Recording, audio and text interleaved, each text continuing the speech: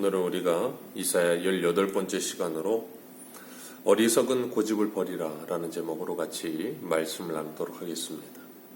고집의 사전적 의미는 자기 의견을 바꾸거나 고치지 않고 굳게 버팀이라는 제목을, 이 뜻을 가지고 있습니다. 자기 의견을 바꾸거나 고치지 않고 굳게 버팀. 이 고집이라는 게 참 좋지 않게 우리들에게 각인이 되죠. 때로 고집이 좋을 때도 있습니다. 좋은 것을 유지하려고 할 때 고집이 참 좋을 때도 있지만 대부분의 고집은 참 좋지 않은 것에 사용됩니다. 오늘 본문의 이스라엘 백성들도 참 고집이 세죠. 고집이 세서 문제가 됩니다. 자신의 잘못됐다는 것을 인정하지 못하고 고치지 않으며 끝까지 버티다가 하나님의 심판을 받게 되죠. 이사야 1장에 나오는 것처럼 머리끝부터 발끝까지 하나님 앞에 범죄함으로 매맞은 흔적뿐인데도 불구하고 끝까지 고집을 부려요. 그리고 돌이키지 않죠. 그건 이스라엘만의 문제가 아니라 오늘날을 살고 있는 주님이 다시 오시는 날까지 이 세상의 문제가 바로 이 모습입니다. 끝까지 고집스럽게 자신의 잘못됨을 버리지 못하고 하나님 앞에 끊임없이 대적하고 하나님 앞에 불순종하다가 심판을 받는 모습이에요. 계시록에도 보면 하나님이 7 대접재앙, 7 인재앙, 7 나팔재앙을 보실 때 그 하나님의 극심한 진노 앞에서도 세상 사람들은 회개하지 않습니다. 오히려 그 고통 가운데 혀를 깨물며 하나님을 저주하고 하나님께 대적하죠. 참 인간이라고 하는 것은 정말로 강렬한 자기 이 부인이 나타나지 않는 자기 이 방어 기제와 자기를 사랑하는 마음이 참 대단해요. 우리가 출애굽기의 바로를 보면 알잖아요. 하나님이 10가지 재앙을 내리시는데도 불구하고 끝까지 버텨요. 이 바로가 끝까지 버티면서 뭐 하는가 하면 숨 쉴 틈만 있으면 그 숨 쉴 틈만 있으면 하나님을 대적해요. 그게 인간입니다. 오늘 본문에도 보면 그럴지라도 라는 표현이 3번이나 나와요. 하나님께서 그 진노의 손을 그들에게 여전히 펴셔서 진노가 그들에게 끊어지질 않아요. 계속해서 하나님이 진노가 내립니다. 그런데 그럴지라도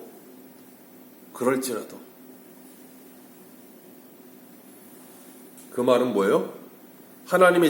그럴지라도 하나님의 진노가 그들에게 펴져 있었다는 말은 그렇게 되어 있는데도 불구하고 그들은 하나님께 돌이키지 않고 끝까지 버티며 고집을 부렸다, 그 말이에요. 그 말이 오늘 3번이나 나옵니다. 12절에도 나오고 17절에도 나오고 21절에도 나오고 10장으로 확장을 하면 10장 4절에도 나옵니다. 그럴지라도 라고 하면서 끝까지 버텨요. 그러니까 하나님의 노가 쉬지 않고 계속되는 거죠. 우리가 아이들이 무엇인가 잘못하면 부모가 아이들을 혼낼 때 아이들이 자신이 잘못된 걸 알고 부모한테 잘못을 빌고 잘못을 시인하면 많이 혼날 것도 덜 혼납니다. 그런데 아이들이 끝까지 버티고 고집을 부리면 더 혼나게 되죠. 오늘 이스라엘의 모습이 그런데 첫 번째 이유가 뭐냐면 그들의 교만함 때문이라고 9절에 말씀하십니다. 그들의 교만하고 완악한 마음으로 인하여 하나님이 그들에게 하나님의 진노의 손을 계속해서 펴신다라고 말씀하세요. 이 사람의 마음이라고 하는 것이 이렇게 무서워요. 교만하고 완악한 마음이 돌이켜지지 않아요. 바로의 마음과 같은 그 마음이. 하나님께서 그들을 징계하심으로 무섭게 징계하시는데 어떻게 하시는가 하면 벽돌을 무너뜨리시고 뽕나무를 꺾어버리셨습니다. 그래서 그들의 성벽을 무너뜨려버리고 성문을 무너뜨려버렸는데 그들이 뭐라 그러는가 하면 10절에 보니까 벽돌이 무너졌으니까 우리는 뭐 하겠대요? 다듬은 돌을 쌓으며 뽕나무가 찍혔으니 우리는 백향목으로 그것을 대신하리라. 하나님 앞에 하나님이 회개하고 돌아오라고 이런 징계를 주셨는데 그들은 뭐라 그러냐면 이게 약해서 그랬구나. 벽돌은 무너졌으니까 다듬은 돌은 절대 무너지지 않을 거예요. 뽕나무는 찍혔으니까 그거보다 더 강력한 백향목을 갖다 지으면 절대 성문이 무너지지 않을 거예요. 그런 생각을 하면서 더 단단하고 더 튼튼하고 더 이 강력한 무엇을 세워서 스스로 자신을 보호하겠다라고 생각을 하는 거예요. 하나님께 돌아와서 하나님께 기도하며 회개하면 하나님께서 그들을 지켜주실 텐데 그런 생각을 하지 못하고 오히려 자기 스스로 자신을 보호하겠다라고 말을 하는 거예요. 그러면서 13절에 뭐라 그러세요? 만군의 여호와를 찾지 아니하는도다 라고 말씀하세요. 하나님을 절대 찾지 않아요. 자신들이 무엇을 하려고 합니다. 하나님께서는 그들에게 이런 어려움을 통해서 하나님을 찾으라고 말씀하고 계시는데 완악한 마음에 고집을 부리며 교만해져서 하나님이 주신 이 시간을, 이 소중한 시간을 허비하죠.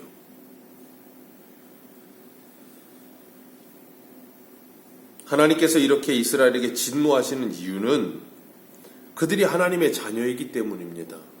하나님이 하나님의 자녀가 아닌 이들에게 이렇게 진노하지 않으세요.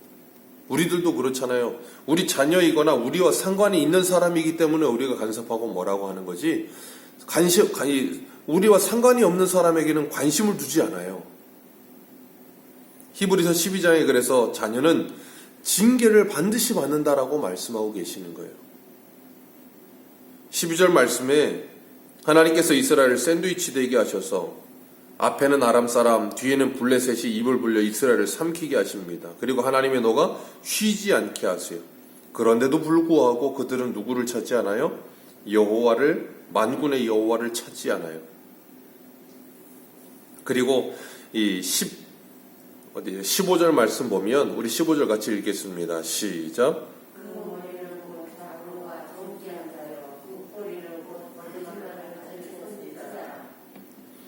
이스라엘이 하나님 앞에 진노를 당하는 이유 첫 번째 교만하고 완악한 마음 때문이고, 두 번째가 뭐냐면 그 머리된 장로와 거짓말하는 선지자들 때문이라 그렇게 말하고 있어요.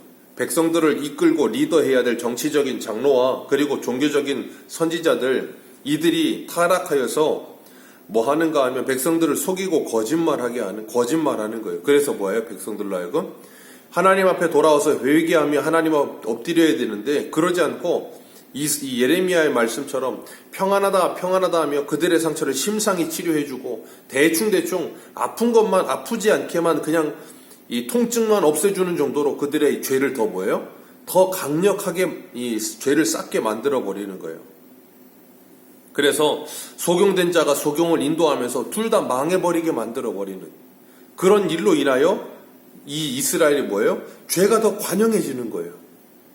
장로들과 선지자들이 백성들의 잘못된 모습을 보면 그들을 책망하고 그들을 하나님께 돌이키기 위해 회개하라고 해야 되는데 그러지 않고 거짓말을 합니다. 이유가 뭐겠어요? 이유는 하나입니다. 자신들의 자리를 위해서예요. 이렇게 백성들을 책망하고 백성들을 하나님께로 인도하기 위해 회개를 촉구하면 어떻게 되겠어요? 이사야 선지자나 예레미야 선지자나 에스겔 선지자처럼 인기가 없는 사람이 돼버리는 거예요. 백성들로부터 오히려 지탄을 받고 백성들이 싫어하는 사람이 되는 거예요. 백성들에게 욕을 먹고 손가락질을 당하는 거예요. 그거 싫다는 거예요.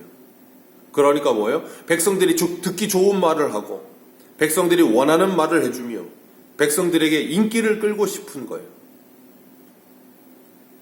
그것 때문에 뭐 한다고요? 하나님의 진노가 쉬지 않으시는 거예요. 세 번째로 하나님께서 이스라엘에게 진노하시는 이유가 뭐냐면 18절 말씀이에요. 18절 같이 읽습니다. 시작.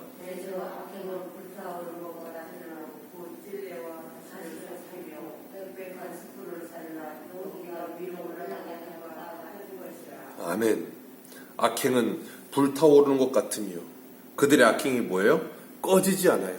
계속해서 불타오른다는 거예요. 그러면서 뭐 하는가 하면 20절에 각각 자기 팔을 고기를 먹으며 그 이웃을 먹으리라. 그것으로 인해 뭐예요? 여호와의 진노가 끊어지지 아니하리라. 첫 번째, 교만하고 완악한 마음으로 인하여 하나님께 회개하지 않습니다. 두 번째, 장로들과 거짓 선지자들로 인하여 그들이 속아서 하나님께 돌아오지 않습니다. 세 번째, 그리함으로 그들의 악행이 뭐예요? 시간이 지나가면 지나갈수록 더 악해지는 거예요. 그리고 뭐 하는가 하면 19절 말씀처럼 형제를 아끼지 아니하느니라.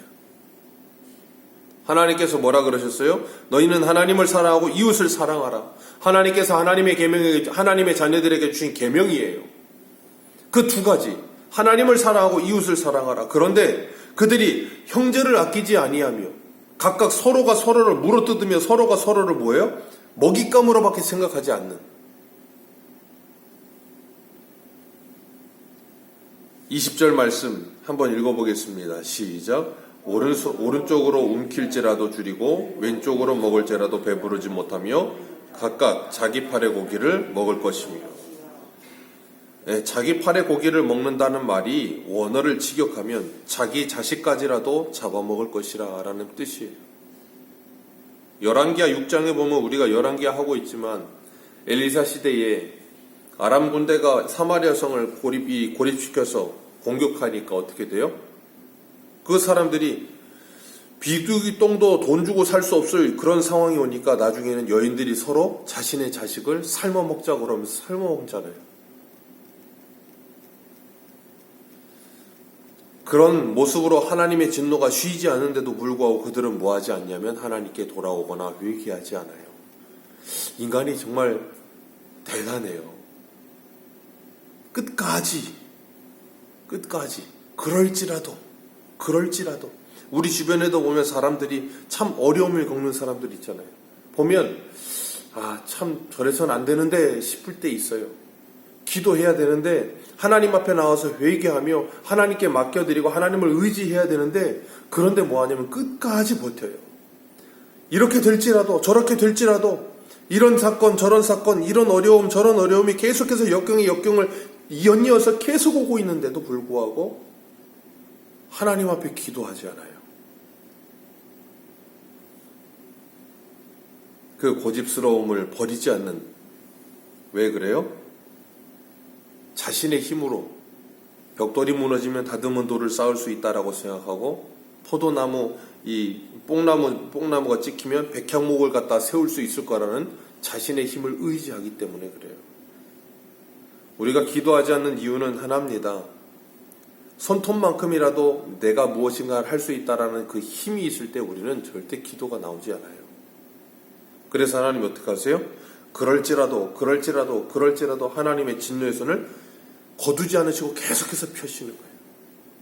언제까지요? 하나님 앞에 두 손 들고 항복할 때까지. 그렇게 해서라도 하나님의 자녀를 하나님께서 반드시 하나님의 사람으로 만들어내고야 마시겠다니. 그게 어제 우리가 살펴봤던 7절에 여호와의 열심히 그 정의와 공의를 이루실 것이라. 이사야 5장에 그것이 뭐예요? 극상품 포도 열매를 맺기 원하는 하나님의 마음이잖아요. 그걸 하나님이 반드시 맺어내시겠다는 거예요. 잠언 16장 18절에 교만은 패망의 선봉이요 거만한 마음은 넘어짐의 앞잡이라 그러셨습니다. 우리가 하나님이 가장 싫어하시는 것이 바로 그 교만한 마음이에요. 교만하여 완악함으로 하나님께 회개하지 않음. 교만한 이유가 뭐예요? 자신이 하나님의 자리에 서 있기 때문에 교만한 거예요.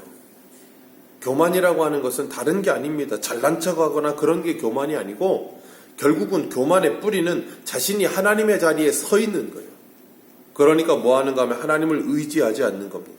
그게 패망의 선봉이고 그게 넘어짐의 앞잡이가 되는 거예요.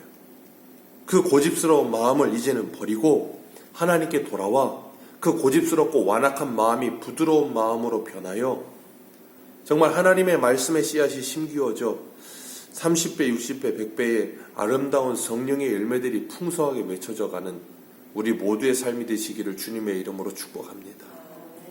기도하겠습니다.